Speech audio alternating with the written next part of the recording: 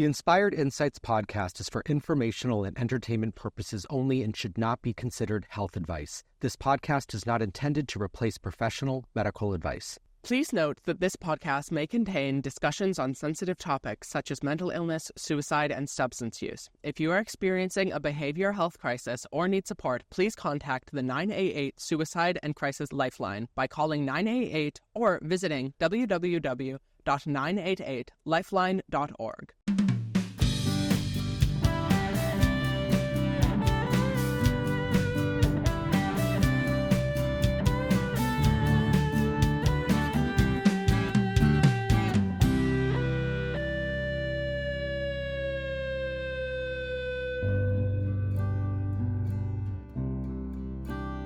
Welcome to the Inspired Insights podcast. I'm Chris McLaughlin. I'm Soren Peterson. We are not in the studio right now.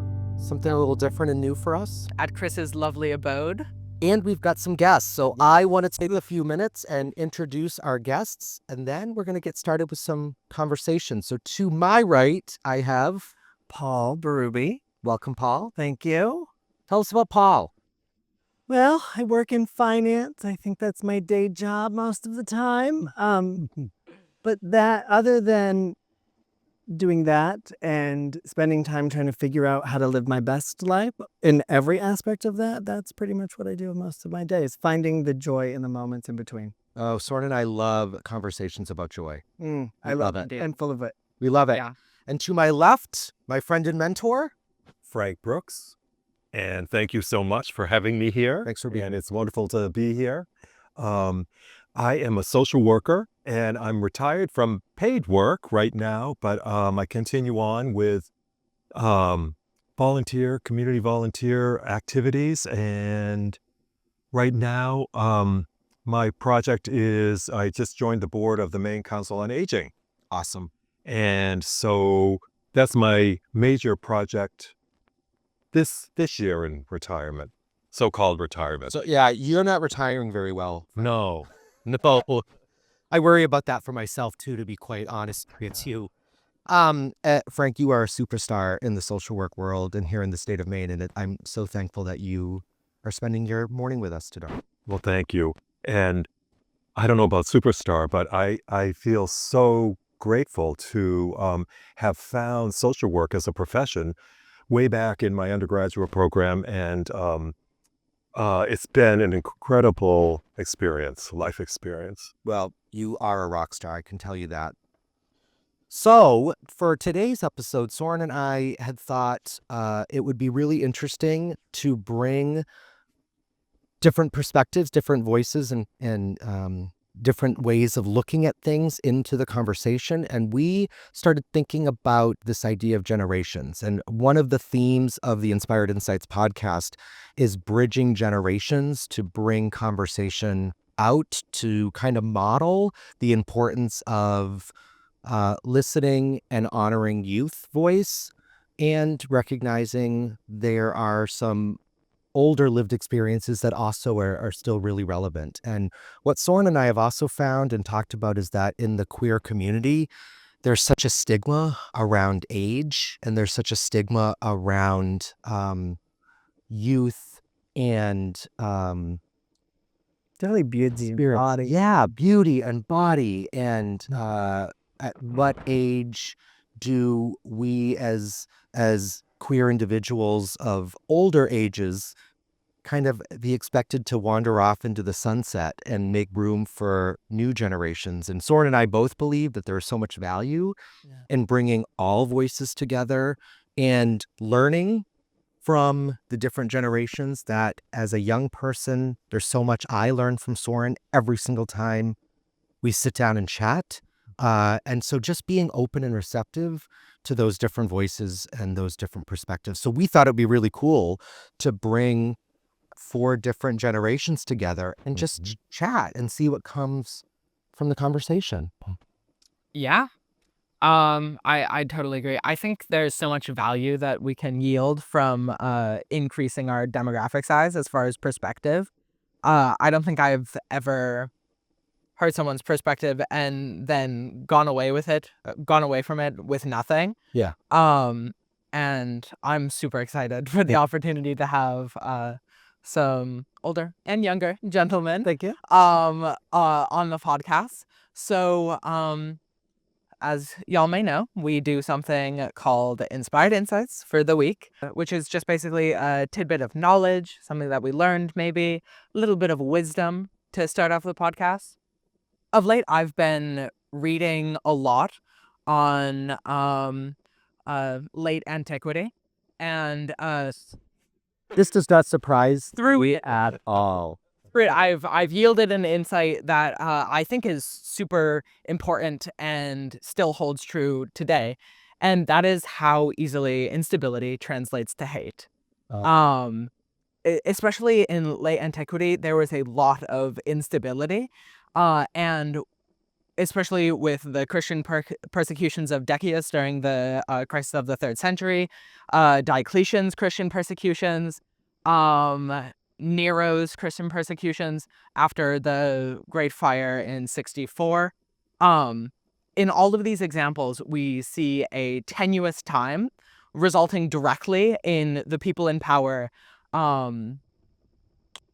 suppressing and abusing minorities in order to create a fall man, a scapegoat for the less than ideal geopolitical conditions that were happening in the Mediterranean during that time. So just some light reading on your Whoa, school break. Right before bed. well, I was just reading Edward Gibbon's Decline and Fall of the Roman Empire. But we see that today. Absolutely. The global economy is a little weaker than it has been in the past. We're seeing more political instability and less trust in our systems in the United States. And as a result, that instability is directly translating into fear, which we know how easily fear converts to hate. Yeah. And I think it's something very pertinent to keep in mind. Yeah. How the situations around us can affect the population's mindset, thusly resulting in more hateful policy and such. Yeah. And you and I have talked in the past about how fear is a tactic that folks sometimes use to create fear. It's a very deliberate act as well. Light reading from Soren Peterson. Right. Inspired insight of the week.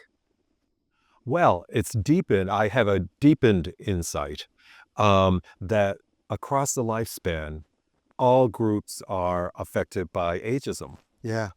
And that it's just not older people who are affected by ageism, but younger folks too, who are often discounted and perspectives are minimized or not paid attention to. So, of course, I've been working on, at the MCOA, Maine Council on Aging, is to eliminate ageism by 2032. So part of my inspiration now will be to make sure that we're talking about ageism across the generations. Right. Not just one particular generation, but that exists everywhere. Yes. And I'm so grateful for this conversation because it's intergenerational. Yeah. Yeah. Yeah. Paul, inspired insight. I actually was having this conversation this week. I went on a walk with my best friend, and we were just chatting through the day and what had happened. And somebody had made a decision, and that we were talking about it, and I could not wrap my head around how they got to where they were going. And we were just volleyballing that back and forth with each other. And finally, I said to him, I think people can make whatever decision they want. What they're not free of is the consequence of that choice. And that has kind of stuck with me all week. And I think that we do that every day, whether it's a good decision that we make and the consequence helps us or helps other people, or we choose to bring ourselves or other people down and the ripple effect of whatever that's going to be. Yeah. I guess it's really brought insight to me this week. Yeah. That would be mine. Awesome. Awesome. My inspired insight, I think maybe has a little bit of play actually on maybe all of yours, but I was thinking about stuff going on in the world around us and thinking about politics and elections. And I was thinking about how easily folks take something from our past, or even maybe a mistake that we made and how it's twisted and used to create a completely different narrative, which then might force us to play all defense. And so I've been thinking about, what is my responsibility or ownership of somebody's misperceptions about me? Am I responsible that somebody has taken a different approach of how they view me, a misperception about me? Is that my responsibility?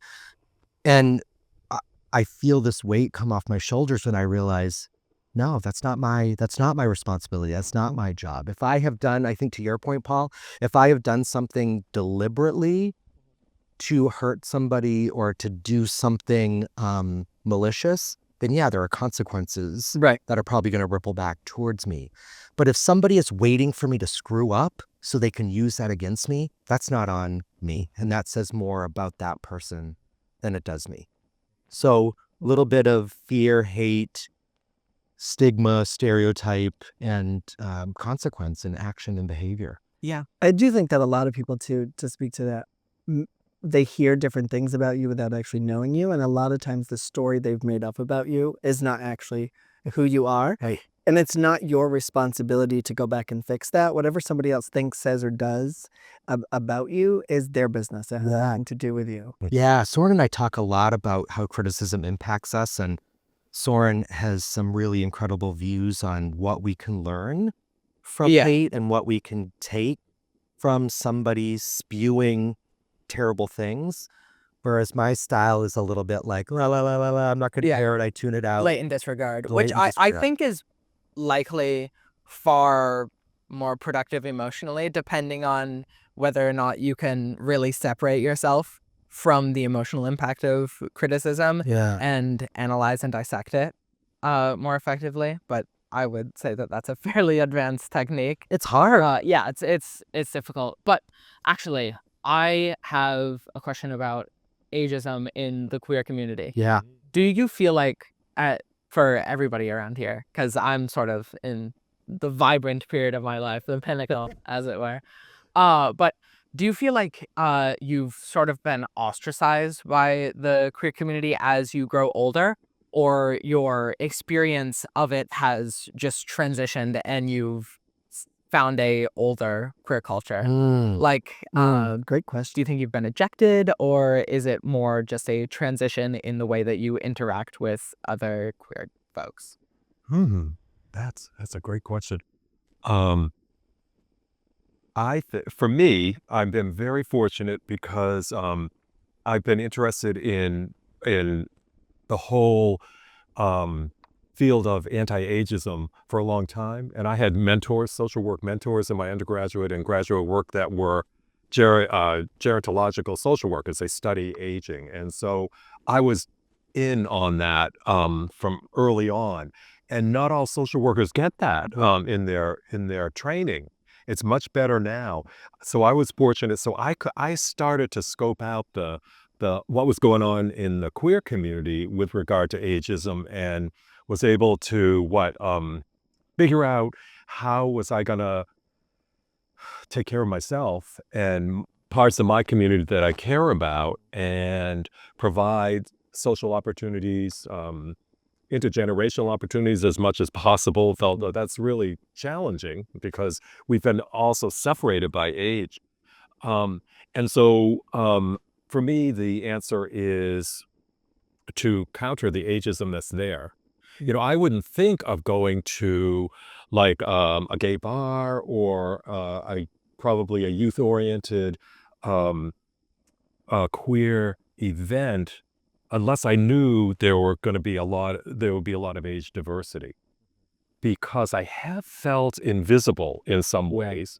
But I also have to say that for me, in the kind of white cisgender gay male scene, where that sexual commoditization and all of those things can be so prevalent in the bar scene and the party scene, which I'm not really that up on anymore. That was hard to take oneself out of, because it was my people in a certain way. So to break away from that and forge ahead with a different kind of social life and social structure was hard because I wanted to belong. After I came out in the late 70s, I wanted to belong, and I thought I had found my way. But there were a lot of things there that in that kind of gay male subculture that were not helpful. Yeah. And so I stay connected through organizations that support older queer people. Yeah. And and I do everything I can to try to support those groups. Yeah. But I feel like I'm fortunate. So part of my work is to advertise that and get people more involved, because people are very isolated and living by themselves and not plugged into those groups. Yeah. Yeah, that Yeah. idea of invisibility resonates with me a lot. I feel like as somebody approaching my 50s, I feel like in gay culture, I'm an old guy now, even though I feel like from a lifestyle perspective, we still like to do stuff and go out there, but I don't necessarily know that I feel like I fit in with the younger crowd as much as I at one point thought I did. That idea of invisibility is really one that I've experienced as well. Do you still desire to fit in with the younger crowd? Is that like something that you aspire Yeah, to? that's a really good That's a vulnerable question. Yeah, Soren knows this about, well, probably the three of you know about me. I identify as a very proud Swiftie. And so I think about the Taylor Swift stuff. So when my husband and I went to see the Eras Tour last summer in person, we were some of the older folks in that crowd. When we went to the movie theater to see the movie, we were absolutely some of the oldest people in that theater. So I definitely associate with things that probably have a younger crowd. And there's also a older Swiftie community out there as well that I feel like I can have a foot in both places. But Soren, for your question, I don't know, like Frank said, I don't have any interest in hanging out at any bar, let alone a gay bar. Like I don't have any interest in being part of that scene. Because to your point, Frank, when I was doing those things, there are elements of that scene that aren't helpful or aren't healthy. And I see myself as one who needs to keep myself away from that stuff. I don't know that is something I care to do now. What about you, Paul? I'm right in between the two of these. What I know for sure is that everybody wants to feel seen, heard, and that they matter. And I'm moving towards 40, and I'm at the point where I can start to feel the shift between young 20 and what that looks like in a bar and in a club and on a beach to what it looks like as you approach 40 and as you start to actually fade back into the background. And so I spend my time here, which is very rural, but then I also have a camp right in the center of Agunquit, which is like the gay mecca. And the thing about Agunquit is there is such an age variety there. Yeah. But so around me I have 12 neighbors that are, all of us are gay. We're all in a big circle. And some of them are retiring and buying houses in Agunquit and Palm Springs. And that is because they're looking for a sense of community and a sense of connection. I still like to go out. I still like to go to the bar. I don't like how it makes me feel sometimes when I'm there. But I'm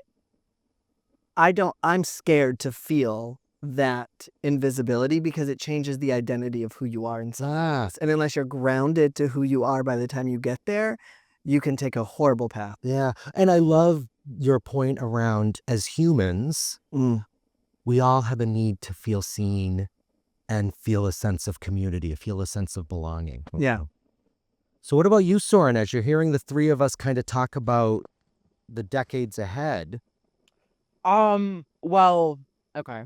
I would say I'm still in my early youth. I don't think I've reached I know I haven't reached the, I would say heart of queer culture, which is to some extent like the early 20s bar scene and such.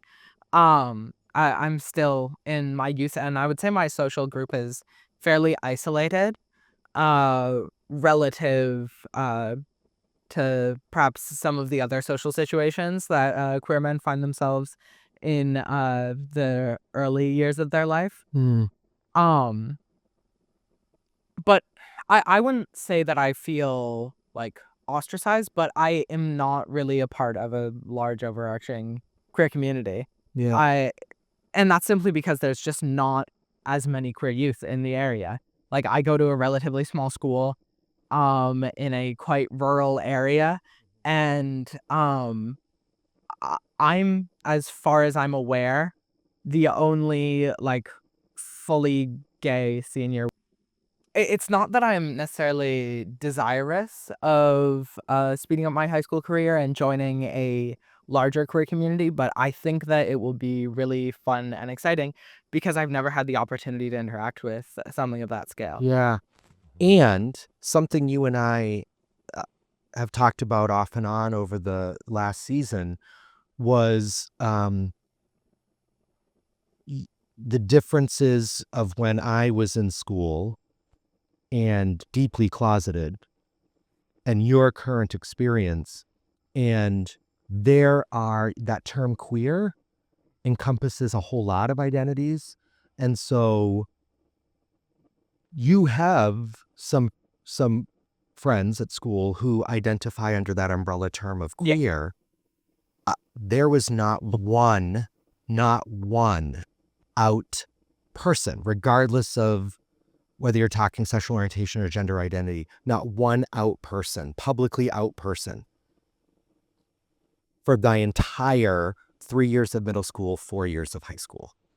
So you've heard me say to you, like, I am just there's a sense of awe and wonder and envy when I think about your experience. And so I'm sitting here, though, inspired insight, light bulb over my head, to hear you say, despite having this umbrella community of other youth, other high school students that might identify as queer, you're the only male-bodied out gay person. In my grade, as I'm aware of. So that's like, because we use that term queer, I think, so loosely now, which I think for maybe 3 of the 4 of us at this fire. It used to be fire pit, fire table chat. This language, right? This idea of how communities change and language changes, and it becomes a chicken and egg thing for me too. As the language changes, does the community then follow suit? Yeah, I think as we've developed more nomenclature to describe different facets of queerness, I think there's certainly been more cultural speciation among queer communities in high school, in my high school.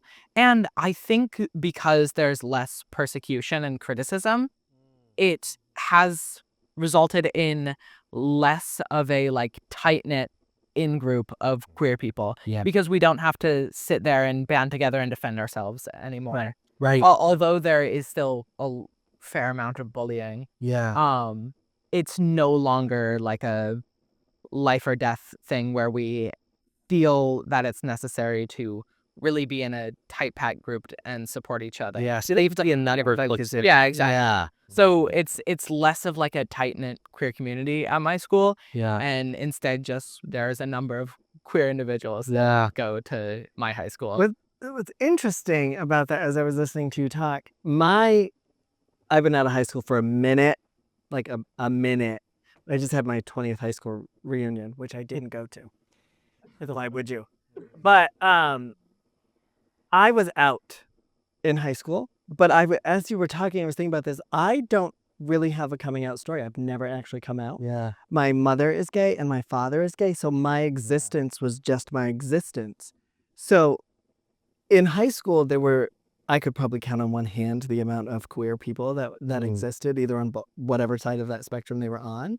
But I kind of feel the same way, where at the time queer was a bad word and it was used to hurt you, not to define who you are.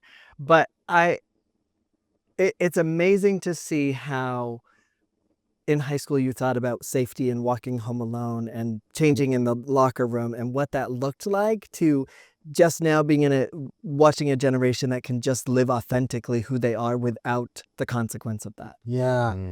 Yeah. It's wonderful. What about you, Frank? Did you come out in school? No. Yeah. No. Fag, queer, Yeah. all those pejoratives. All I wanted to do was stay away from that. Yeah. And keep away from that and not be labeled that. Even though I was gay, I was a gay boy. Yeah. And everybody knew it. I was the last one to know when I came out, in 78. But high school, junior high and high school were nightmarish. Yeah. And I smoked a lot of pot, drank a lot of beef, did everything to escape that. Yeah. And try to conform and fit in, and at a terrible price. And so when I came out in 78, I was liberated.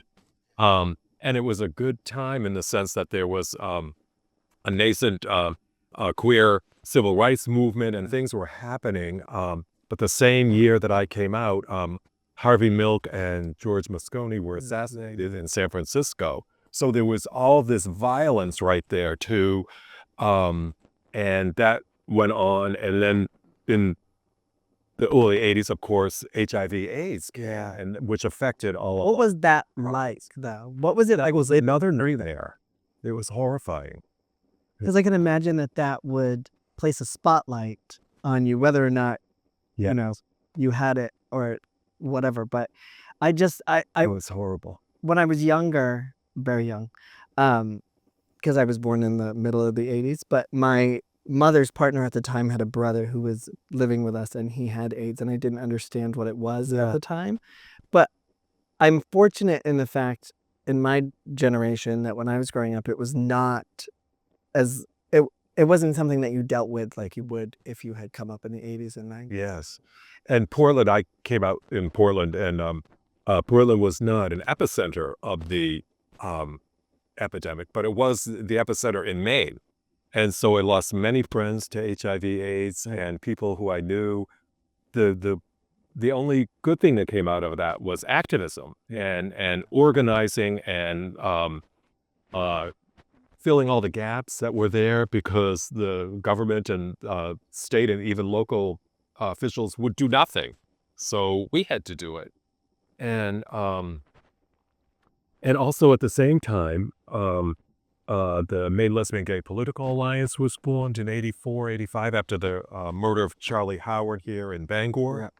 And so the movement started coalescing in Maine. And that was exciting and good and was a counterweight to the nightmare of HIV/AIDS. Yeah. The other thing I wanted to say was, for most of us, I think the emotional response to all of this persecution and mistreatment was shame. And so how do you deal with shame? I mean, as human beings, shame is one of the most difficult emotions to deal with. Yeah. And so people will do a lot to avoid shame. And, there are lots of great sociological research studies done on the lengths that people will go to reduce shame, like passing and covering and trying to reduce the effects of the stigmatized identity that is so shameful. And I was thinking of gay male culture, not all queer culture, but not associating with men who behaved in feminine identified ways, and stratifying that way, all of those things. I think that's changed. I really do. I've seen progress because I think shame has been reduced about being queer Yeah. somewhat. It's Externally, yeah, right? The shame from a judgment from yeah, others. projected onto Yeah. the individual. That's one of the most powerful ways that minorities are separated from the majority culture. You bring such a Shaming. good point up though about that, and about even when you so if you step inside, and my perspective is obviously from a gay man's perspective, but once you get into the gay community, it's not like we're all friends and we're all hugging each other. There are so many subsets of the gay community, and then we're mean to each other. Yeah. In so many ways. By Because then it's about how old are you, what do you look like, what do you drive, how much money do you have, what do you do for work, who are you connected to? Mhm. And all of those things put you in different categories of Yes. gay men and what you have access to and who you have access to, what parties you're invited to, who your friends are. So I think that for a long time it was a fight out and it was a fight in. Yeah. Yes. Yeah. Yeah. I also in my social work world, in clinical work, shame is always in that treatment space. It's Yes. always present, and I do reflect often about. I did not, as Soren has heard me talk about, I did not come out until formally to my family, like, okay, this is, everyone knows now, until 99, a year almost to the date after Matt Shepard's death in Wyoming. Had a very similar impact on me, that his murder plays very heavily in my coming out story. And at almost 50 years old, though, living the first 25 years of my life, like coming up to my 50th year, half of my life was closeted. And so as confident as I sometimes feel coming into my 50th year, that shame stuff catches me when I least expect it. And as even producing this podcast, and part of what Soren and I often have to do is go back and listen to episodes and re-listen to episodes.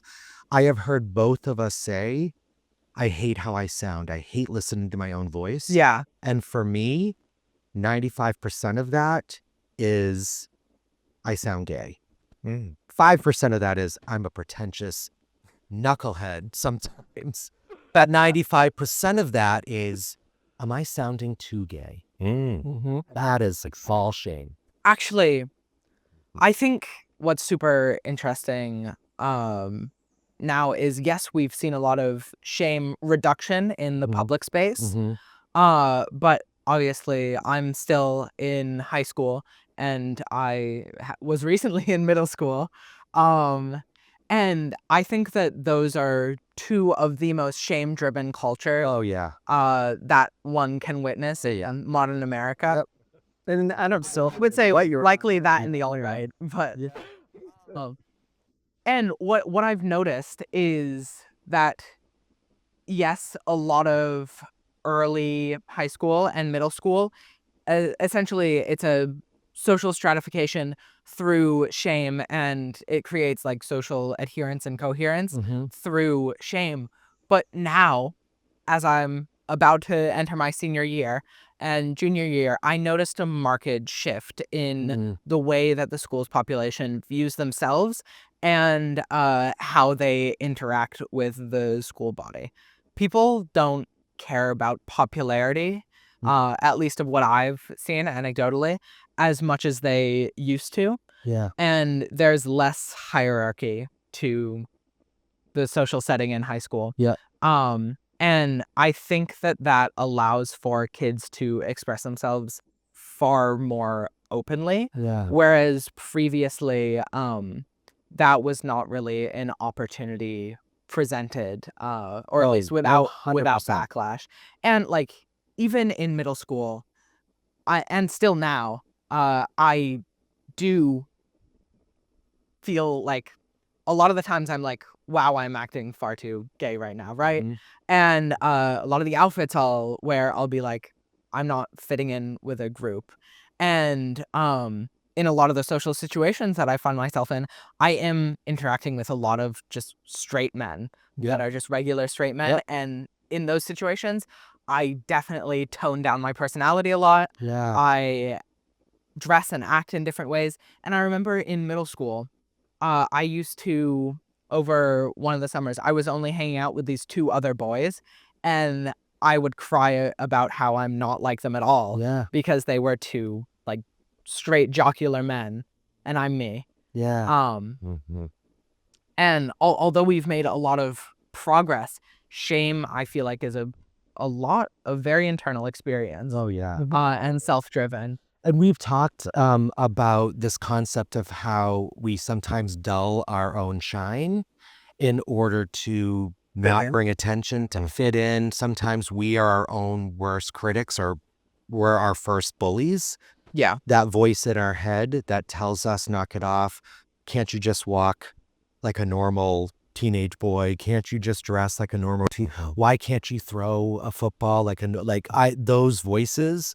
And I think, to your point, Soren, for many of us, especially many of us in the LGBTQ plus community, our formative middle school and high school years continue to shape us in not so great ways decades later. Everything about, like you said, middle school and high school is can be rooted in shame. And I still, again, at almost 50 years old, walking into a public restroom, walking into a locker room, all of that feeling comes back the minute that door opens and closes.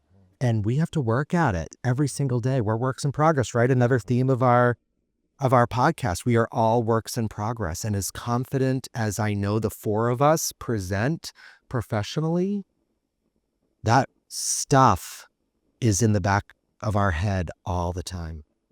And I think for me, very important, I think the most important thing for me is to make sure that I realize that shame was projected onto me. That none of the things that come up as triggers or those indicators of internal shame, like being hesitant to do something because of that, like you say, go into a locker room or be with straight identified men comfortably,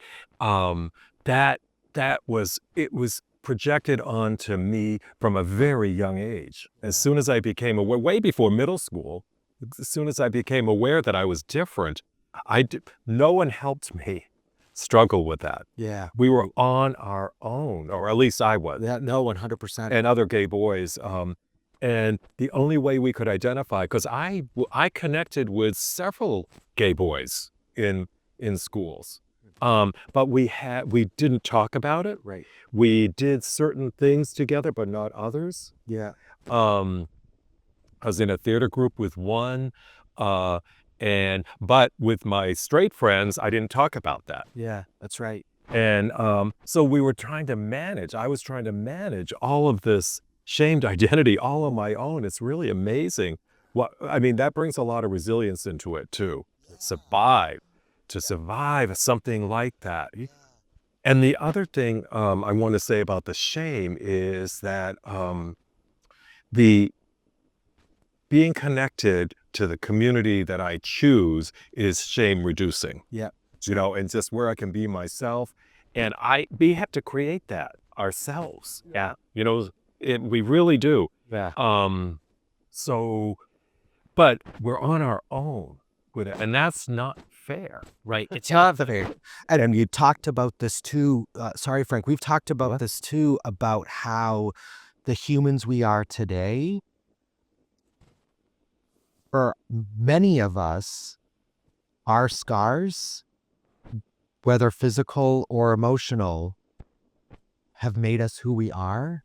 And as the 4 of us sitting around the fire table chatting and knowing, I think I have the privilege of knowing each of you individually better than you all know each other collectively. Your skills, your reputations, your accomplishments, your decency as humans is perhaps also due in part to the bullshit that we all went through. That it's because of that bullshit that we are the incredible humans that we all are today. Well, that's why I found my home in social work. Yeah, 100%. You know, all the values and principles of social work practice, and also working with folks who have been marginalized. Yeah, that's right. And helping them find their voice. Yeah. I have never been a bully, and I feel fortunate because not everybody who's been bullied has that path. Right. Because I think what you were describing, Paul, about how people get categorized and then get judged and bullied because of those differences. Yeah. That sometimes people who are bullied do bully. And I'm grateful for that. Yeah. Doesn't mean I can't be judgmental, but comes with the territory at times. yeah. It's, and I'm grateful for that gift, wherever it came from. I actually wanted to talk a little bit more about the in-group pressure that the queer community presents and some of the difficulties of being immersed in gay culture, right? And the social pressure that puts on you and judgment from other queer people, because I think that we see a lot of minorities, instead of pushing outward, they push inward and put more pressure on their own in-group to succeed and fit in. That's right. Or better model what they think that the people within the in-group should be. So I haven't had a lot of that stress simply as a result of not interacting with a ton of other queer youth, but I have had friends who, especially older friends, interacting with more college queer culture.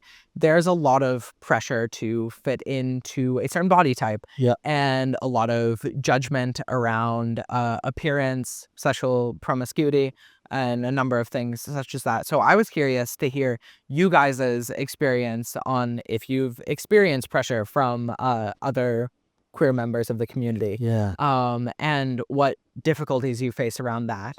And I think that was a really good point, Paul. I really like that. So I'll answer that because I can answer that really quickly. I think part of my journey and part of that shame that was put on me that I still to this day work to push back or put into a different place. I didn't, even when I, certainly not in school days, but even when I publicly came out in the late 90s, I chose to not associate a whole lot with other members of the LGBTQ plus community. I still rejected that, and some of that rejection was that pressure. I didn't even feel like I always fit there either. And so I have just been aware of the ageism within our community, of some of the stereotypes, some of the stratification that you're talking about. Was I this? Was I that? What, and all of these subcultures within gay male culture, and never felt like I fit in there either. So it's probably because of some of that pressure, whether external or internal, I pushed that community away. And it wasn't until I got into my 30s that I started embracing my LGBTQ plus friends. I think build it's that sweet community. spot. That's where it starts to get good. Yeah, it did. It started to get really good in my 30s. And I met my husband in my 30s and developed our life together in my 30s. And so, yeah, I think that was where my shine really started to burst through. And there are, Chris, there are lots of different coming out models, stage models and all of that stuff. But part of one that I find interesting is that the models I find interesting are that process that you're describing, that you come to terms with your own sexual identity or sexual orientation, gender identity, and then you make forays outside yourself into the communities, and then you at the end you embrace it. Yeah. And what a process that is. But I was thinking about how at every stage we have to reduce that shame and move forward. And it's really tough, again, on your own. On your own. And then you get the community support later when you've plugged in, and people will affirm you like this conversation right today is very affirming and interesting. And I know I'll bring a lot from it.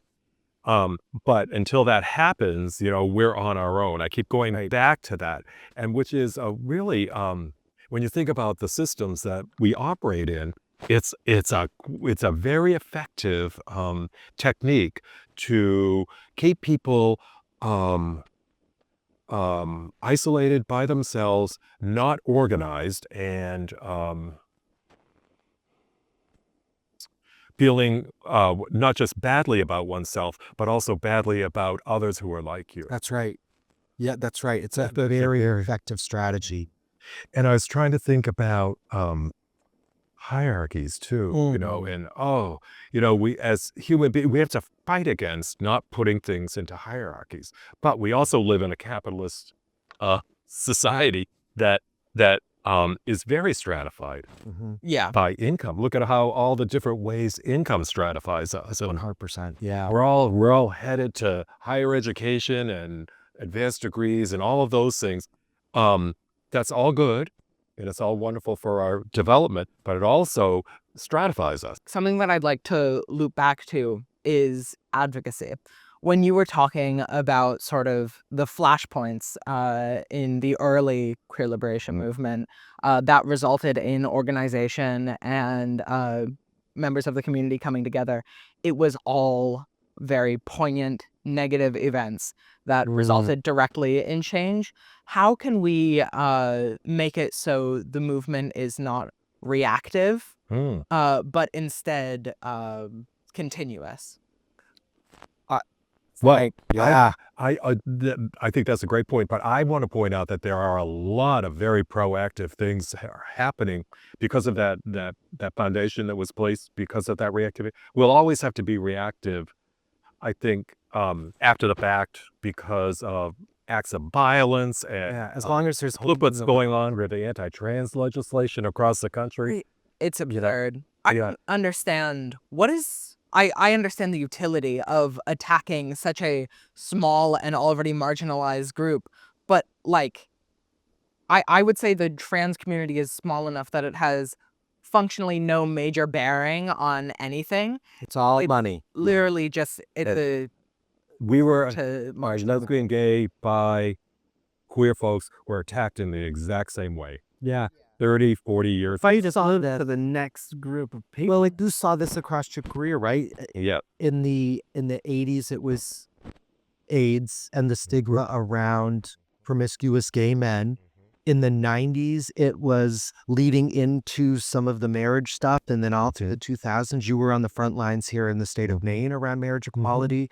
And now the big money donors, the talking points against trans youth, and whether it's sports, use of restrooms, healthcare, that conversation drives big dollar donors into that party who chooses to use those talking points. And the trans community was vulnerable.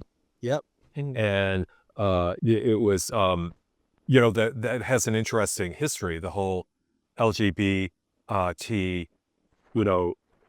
addition of transgender to LGBT politics, and though we're vulnerable, we weren't ready for that, right? And they are paying the price for that. 100%. But the other one quick thing I want to say is that talk about invisibility. Where are women and lesbians and people of color in this conversation? Those folks are all marginalized and stratified within our communities too. Right. But you can always follow the money. Yeah. Right. But trans folks were much more vulnerable, especially trans youth. Yeah. Easy target. Yes, because you say they're a smaller minority than folks who are queer identified in other ways, that's for sure. But look at trans youth. Their parents had to try to come in some of them supportive of, some of them not supportive, to try to advocate for their children to get medical care. Yeah. That's where this anti-trans That's right. movement started, was with healthcare and medical care. Yeah. But, I think I talked to you about this one day too, but what is to think about the infighting between all the different groups internally. There is a segment of the LGB community that wants the T removed. Yeah. And that is shocking to me. If you come for one, you come for all. But that is just another subset of what I was talking about, where once you get into the community, it goes by body type, it goes by activity, it goes by what you do and how you do it. And I think that the shame comes in not only externally there from people projecting it to us, but then us projecting it to each other on the inside out. Yes. And I think that it just rolls. And then what I thought was interesting about shame, I read a lot of Brene Brown. Yeah. And Right. I try to stay in the arena. Not always the easiest thing to do. But what is interesting about the shame is, I talked about earlier, one of the things that I worried about when I was in high school is going into the locker room and changing. And then I was at the gym and I walked into the locker room and it just like hits you like a wave, but you don't see it coming. Yeah.